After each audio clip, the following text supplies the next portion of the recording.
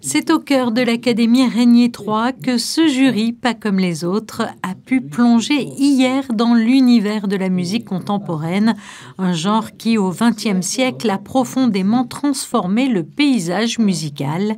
Et pour mieux comprendre l'évolution de cette musique, les jeunes jurés ont pu découvrir, grâce à Mario Mari, professeur de musique à l'Académie Régnier III, les mouvements artistiques qui l'accompagnaient.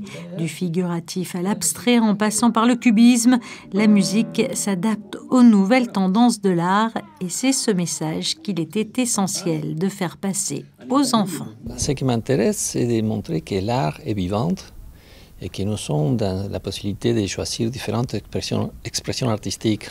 Et l'art contemporain est quelque chose qui me passionne et j'essaie d'introduire les jeunes élèves à ce type d'expression artistique. Et la musique contemporaine fait partie de ça. Ils sont beaucoup plus réceptifs que les adultes. Ils n'ont pas des problèmes avec l'art abstrait ou la musique atonale. Simplement, il faut les introduire, il faut les guider un peu pour les faire découvrir. Et pour moi, c'est une expérience magnifique. C'est un laboratoire pédagogique. Et pour moi, comme enseignante, ça m'enrichit beaucoup.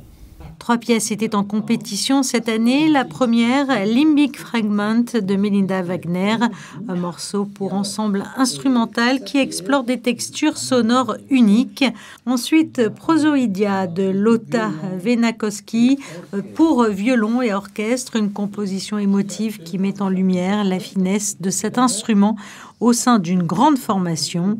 Enfin, Outside the Helm of Time d'Agatha Zubel, une pièce spectaculaire pour orchestre en hologramme qui transporte les auditeurs dans un monde où la technologie et la musique se rencontrent.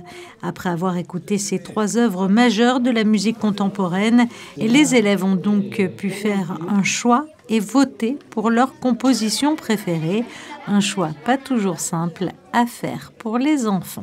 Moi, j'aime bien le fait de récompenser déjà un compositeur parce qu'ils ont fait un beau travail.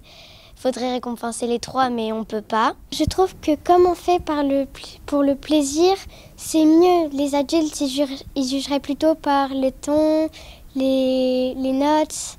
Voilà. Moi, j'aurais bien aimé de choisir les 3 parce que les compositeurs, ils ont fait vraiment un bon travail. La difficulté, c'est de se faire entendre. Aujourd'hui, ils ont été entendus. Ils ont été entendus par un jury de grande qualité.